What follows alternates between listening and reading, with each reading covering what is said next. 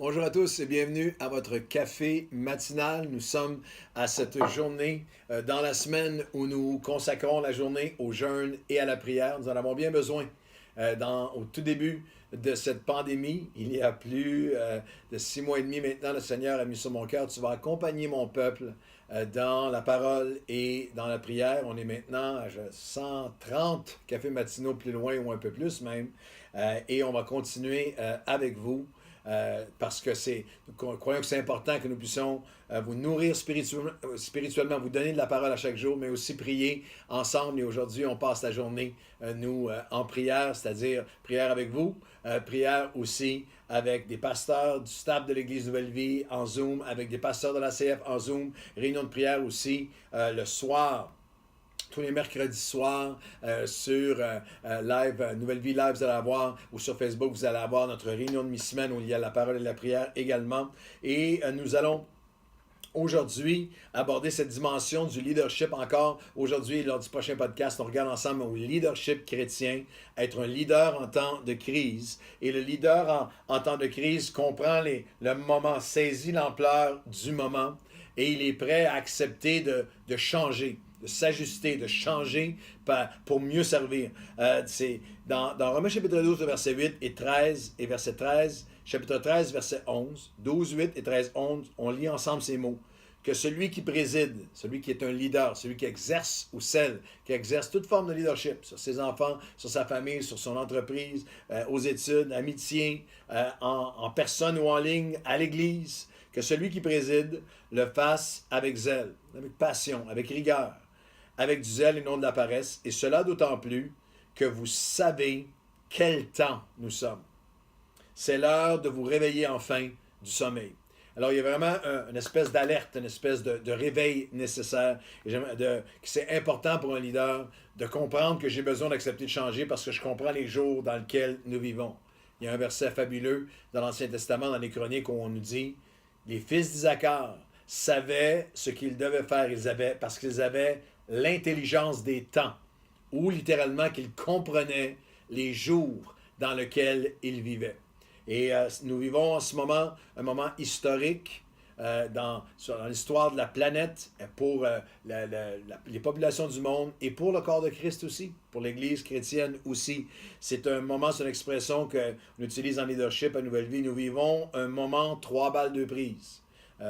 Pour ceux qui connaissent le baseball, il y a de ces moments où là, le prochain lancer, 3 balles de prise, le prochain lancer compte. Le prochain lancer va avoir un effet marquant sur l'influence marquante sur le résultat entier du match. Peu importe ce qui est arrivé avant, c'est un moment 3 balles de prise. Et aujourd'hui, il y a, je le dis avec le plus de gentillesse possible, mais il y a un besoin pour les leaders chrétiens de se réveiller de votre sommeil, de savoir, de comprendre les temps dans lesquels nous sommes. Nous ne pouvons pas, en ce moment, continuer simplement à nous conformer. La conformité, c'est de dire on fait tout pareil à avant, pareil à hier, pareil à d'autres, pareil à comme on l'a toujours fait. Il y a en ce moment une panique dans le monde chrétien parce qu'on ne peut pas faire les choses, on ne peut pas faire les réunions comme on les a fait avant. Et il y a une certaine, ça peut même pousser dans un déni, d'essayer de nier le virus, nier ce qui prend place parce qu'on veut par-dessus tout absolument juste revenir à ce qu'on était avant. La conformité est souvent enracinée dans la peur, enracinée dans un manque de compréhension des temps dans lesquels nous vivons, dans la peur, dans la crainte, et Paul dit dans la paresse. Tu vas présider avec zèle et non avec paresse. Lorsque tu comprends les jours dans lesquels tu vis, tu comprends que ça ne peut pas être business as usual. En 2020, tu ne peux pas continuer à faire juste les choses comme elles se sont toujours faites. Il y a la conformité d'un côté qui est ancrée dans la peur, basée sur le moindre effort et sur la peur.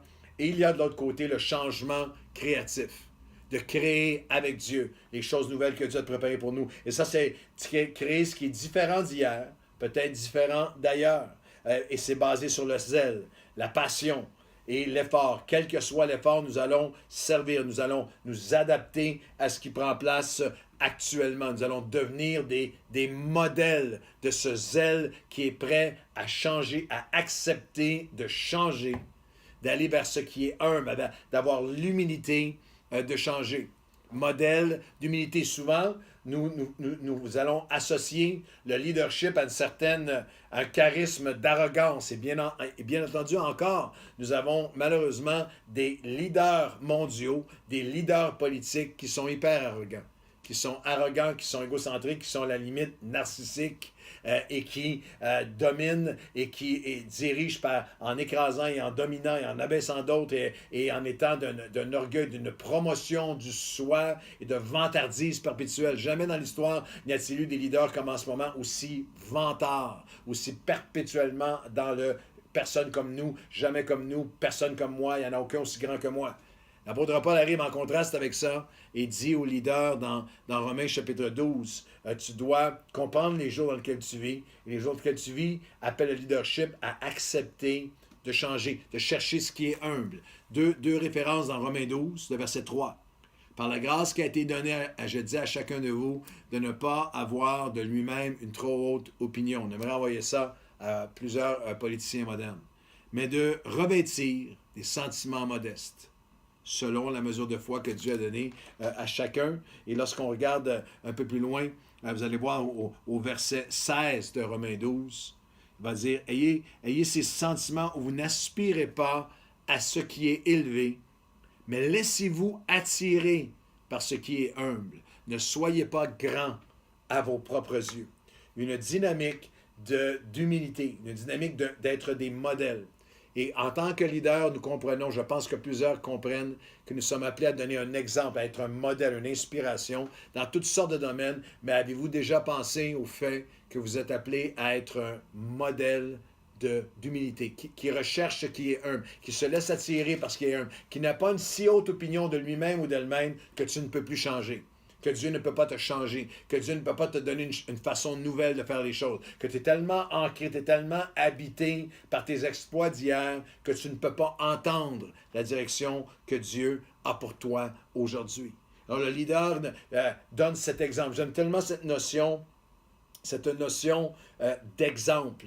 Lorsque j'étais en Israël, lors d'un voyage, je visitais Masada et il y avait un capitaine ou un agent formateur, un soldat formateur avec plus vieux dans la quarantaine, mais il y avait devant lui une cohorte de jeunes soldats. Le service militaire est obligatoire en Israël. Ils avaient des espadrilles aux pieds et la mitraillette en bandoulière, mais des jeunes hommes et des jeunes filles de 18 à 21, 22 ans. Et le guide qui nous faisait visiter Masada s'est arrêté et a dit, écoutez-le pendant quelques minutes dans ce qu'il dit aux soldats. Et je me souviendrai toujours, il leur parlait qu'une caractéristique unique des officiers de l'armée d'Israël était que l'armée d'Israël est l'armée qui a le plus d'officiers, les statistiques avec le plus d'officiers qui tombent au combat proportionnellement avec les soldats. Et la raison étant que les officiers ne sont pas à l'arrière à envoyer les soldats à l'avant, mais ils sont avec eux, sur le terrain. Et littéralement, une phrase qui est restée avec moi, il a dit, dans notre armée, le plus humble des soldats doit toujours voir le dos de son commandant. Le commandant n'est pas à l'arrière à les envoyer au combat. Il marche avec confiance parce qu'il voit un modèle, il voit un exemple, il suit. Ça, c'est très, très, très biblique. L'apôtre Paul dira au jeune Timothée, ce que tu m'as entendu, ce que tu m'as vu être, donner et communiquer, prends-le et communique-le à l'autre. Suivez-moi comme je suis Christ. Regarde mon dos, suis-moi comme je suis Christ. Regarde mon dos dans la conduite que je vais te donner. Je dirais de cette façon, regarde mon dos et regarde les cicatrices que je porte. Je ne te demande pas quelque chose que je ne porte pas moi-même. J'aime cette portion de la légende du roi Arthur, où il disait qu'après les grands combats, le roi Arthur rassemblait ses chevaliers autour de la table et il disait « Montrez-moi vos cicatrices ». Et si par malheur, il y en avait un qui était revenu du combat sans cicatrice, il lui disait littéralement « Retourne et reviens lorsque tu auras quelque chose à me montrer ». Le leadership en temps de crise, le peuple, les personnes autour de nous ont besoin de nous comme leader qui donne un exemple, comme leader où ils peuvent suivre notre dos. Marche derrière moi, suis-moi, je vais te conduire dans un chemin qui est un chemin d'humilité, un chemin où j'accepte, où je me laisse conduire vers ce qui semble le plus petit. En ce moment, nous avons besoin de cette humilité. Cette humilité de dire, Seigneur, je veux me revêtir de sentiments plus modestes. C'est une question de foi et c'est une question de zèle et de passion. Je dois vous avouer que comme leader de Nouvelle Vie, après 35 ans, 36 ans de ministère, 27 ans à Nouvelle Vie. Il y a tellement d'expériences que nous avions dans tellement de domaines, développer une expertise de leadership dans tellement de domaines, mais qu'aujourd'hui, face à cette pandémie, face à toute la programmation en ligne que nous avons mis, face à faire des disciples, gagner des âmes, communiquer l'Évangile, prendre soin des brebis, comment puis-je apporter mon leadership maintenant? Dans cette condition, je viens à Dieu avec un sens d'humilité. Est-ce que vous avez cette humilité de dire, Seigneur, je ne suis pas trop grand, je ne suis pas j'entends cet avertissement de Romain, c'est une grâce que tu me donnes, je ne dois pas avoir une opinion si haute de moi-même que je ne peux plus changer. Je dois me laisser attirer. L'apôtre Paul dit, laissez-vous attirer par ce qui est modestie, par ce qui est humilité. Ne sois pas si grand à tes propres yeux que tu ne peux pas changer. Je m'adresse aux pères de famille, je m'adresse aux époux, aux maris, aux mamans, aux papas, aux leaders, aux chefs d'entreprise. Est-ce que tu peux prier? Est-ce que tu veux prier avec moi? On va prier ensemble et demander au Seigneur de nous aider aujourd'hui. Seigneur, je veux être ce leader. Je veux que des gens puissent marcher derrière moi et voir mon dos. Voir que je les conduis à quelque part. Avoir confiance, être rassuré, être apaisé, être fortifié parce que je leur donne un modèle. Un modèle de confiance en toi. Un modèle de foi, un modèle de louange, un modèle de zèle et non de paresse. De présider avec zèle, avec ferveur, avec passion. Mais je dois aussi leur donner un modèle d'humilité, un modèle où je me laisse attirer par ce qui est humble. Où je n'ai pas de moi-même une si haute opinion que je ne peux plus changer, que je ne peux plus être corrigé, que tu ne peux plus m'apprendre, me façonner. Alors aujourd'hui, Seigneur, tu es le potier, nous sommes l'argile, viens faire ton œuvre en nous. Viens nous façonner. Laisse-nous, Seigneur, permets-nous, donne-nous cette grâce, comme dit Paul, de nous laisser être attirés par ce qui est par ce qui est ta volonté. Seigneur, réveille-nous. Nous sommes dans un moment où on doit comprendre les temps. Nous voulons être les fils d'Isaacar, qui savaient ce qu'ils devaient faire, savaient quoi faire, discerner ce qui est bon et parfait. Ta volonté pour moi aujourd'hui, parce que j'ai la sagesse des temps. Je comprends les jours dans lesquels nous vivons. S'il y a quelqu'un qui était endormi spirituellement, s'il y a quelqu'un qui était endormi dans son âme, avec amour, je prends les paroles de Paul dans Romains 12 et 13. Viens nous réveiller. Seigneur, sors-nous de notre torpeur, de notre sommeil. Nous voulons être des leaders pour toi. Nous voulons être des leaders d'humilité qui entendent ta voix et qui donnent un modèle à chaque personne que tu nous donnes d'influencer. Dans le nom de Jésus. Amen et Amen. Bonne journée à tous.